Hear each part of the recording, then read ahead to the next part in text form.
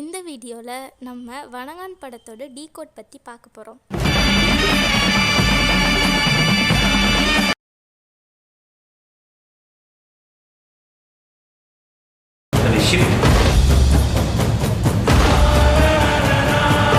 First கதைக்களம்.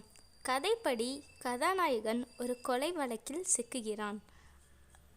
அவர் சூழ்நிலையால் பாதிக்கப்பட்டவரா அல்லது சாட்சியே இல்லாத குற்றவாளியா என்பதை கதை பிரமிப்புடன் வெளிப்படுத்துகிறது.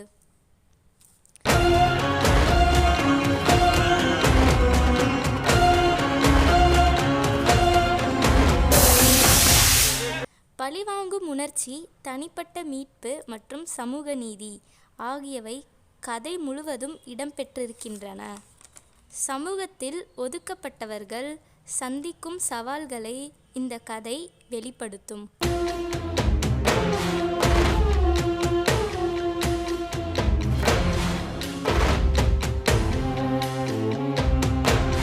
பாலா இயக்கியதில் தனிச்சிறப்பானது மனித உணர்ச்சிகளை இயல்பாகவும் நேர்மையாகவும் வெளிப்படுத்துவதுதான்.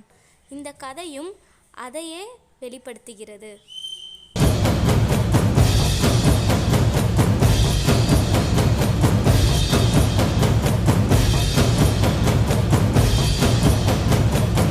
கொலை மர்மத்தை மையமாக கொண்டு கதை நகரும்போதே அதிர்ச்சி தரும் தகவல்கள் வெளிப்படுகின்றன. கொலையின் பின்னணி, காரணங்கள் மற்றும் கதாநாயகனின் தொடர்பு அனைத்தும் பரபரப்பை ஏற்படுத்தும் விதமாக அமைகிறது.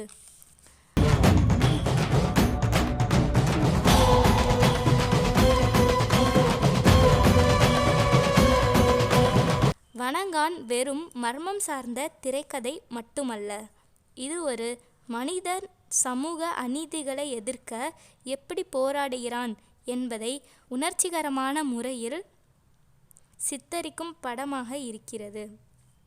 முக்கியமாக சமூக நீதி மற்றும் அய ஒழுக்கத்தை பற்றி கதை நகர்கிறது.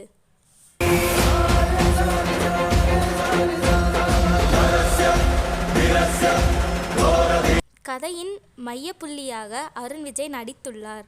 செவித்திறனிழந்த மற்றும் பேச முடியாத நபரை சுற்றி அமைந்துள்ளது.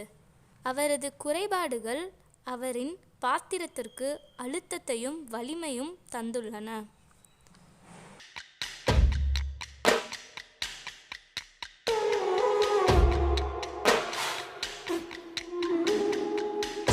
கான்ட்ரவர்சிஸ். கடந்த பிப்ரவரி 2024 அன்று மமிதா பைஜு என்கிற நடிகை டைரக்டர் பாலா மீது தவறான நடத்தை குறித்து குற்றம் சாட்டியதாகவும் பின்னர் அதை மறுத்து வாபஸ் வாங்கியதாகவும் தகவல்கள் வெளிவந்துள்ளன.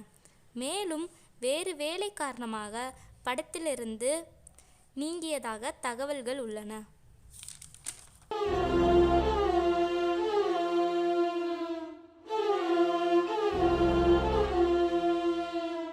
தொடக்கத்தில் சூர்யா முன்னணி கதாபாத்திரத்தில் நடிக்க திட்டமிட்டிருந்தார். ஆனால் கதையில் செய்யப்பட்ட சில மாற்றங்களின் காரணமாக அவர் திட்டத்திலிருந்து விலகினார். இது பாலா மற்றும் சூர்யா இருவரும் இணைந்து எடுத்த பரஸ்பர முடிவாகும். அதன் பின்னர் அருண் விஜய் முன்னணி கதாபாத்திரத்திற்காக இணைக்கப்பட்டார். வணங்கான் லொகேஷன். கன்னியாகுமரியை சுற்றி இந்த கதை படைக்கப்பட்டுள்ளது.